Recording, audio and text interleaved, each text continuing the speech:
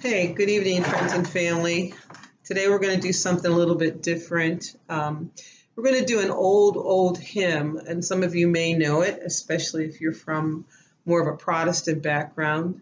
I had a request come in today from a really good friend of mine in Pennsylvania. Cheryl, I grew up with her. We're the same age, went to church and school together. And her dad was always really special to our family. He was a deacon in the church, and I remember a lot of times when my dad really struggled with his health, he would be there, especially one time dad was rushed to emergency room down in Pittsburgh, and mom and I were in the hospital just kind of wondering what was going on with dad and kind of anxious. And we looked up and, who walks into the waiting room but Jim Stark. And he was there to be with our family and to pray with us. And this was a wonderful support for us. And he's in his 90s. This is his favorite hymn. And we just thought it would be a really good song to do right now. There's a really beautiful story behind it, which makes it kind of a really appropriate hymn to sing, especially now with everything that's going on in our world and our country and our families. So Len's going to explain the story behind it as well.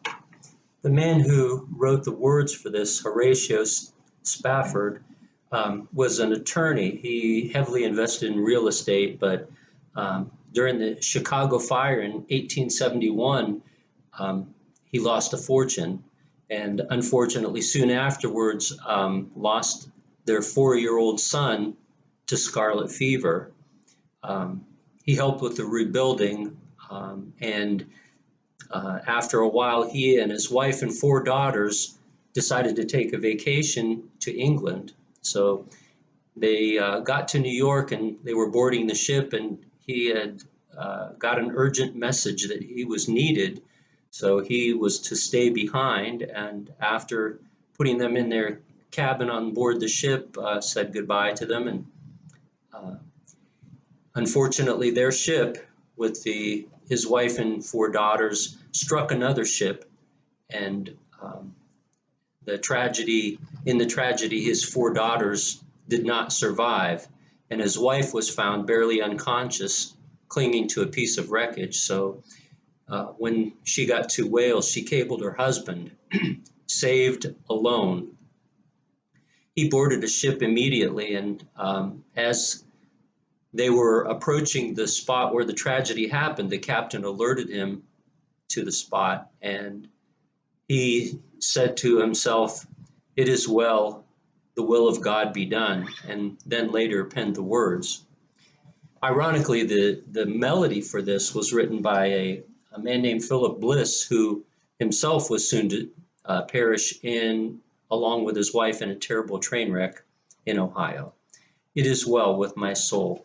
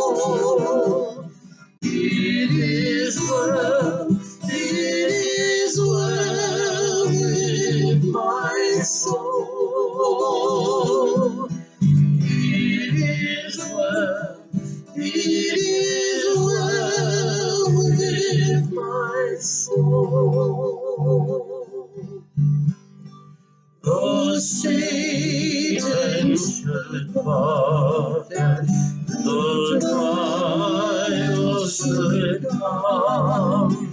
Let this blessed assurance control that Christ has regarded my helpless estate and has shed his own blood for my soul. It is well with my soul. It is well with my soul. It is well with my soul. It is well. It is well with my soul. It is well. It is well with my soul. It is well.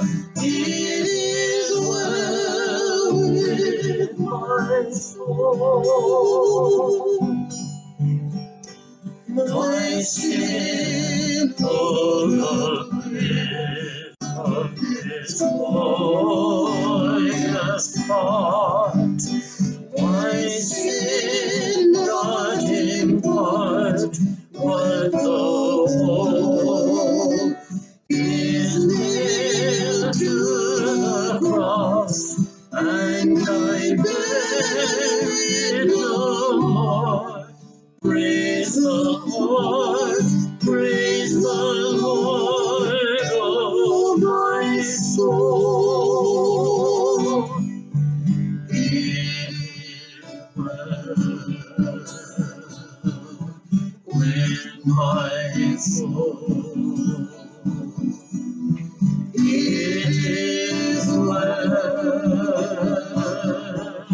with my soul. It is well with my soul. It is well. It is well with my soul. It is well. It is well with my soul. It is well. It is well with my soul. And Lord, face the day when the face shall be spy. The clouds be rolled back as a scroll. The drum shall resound, and the Lord shall be said. Even so, it is well with my soul. It is well with my soul. It is well with my soul. It is well with my soul. It is well. It is well with my soul. It is well. It is well with my soul. It is well. It is well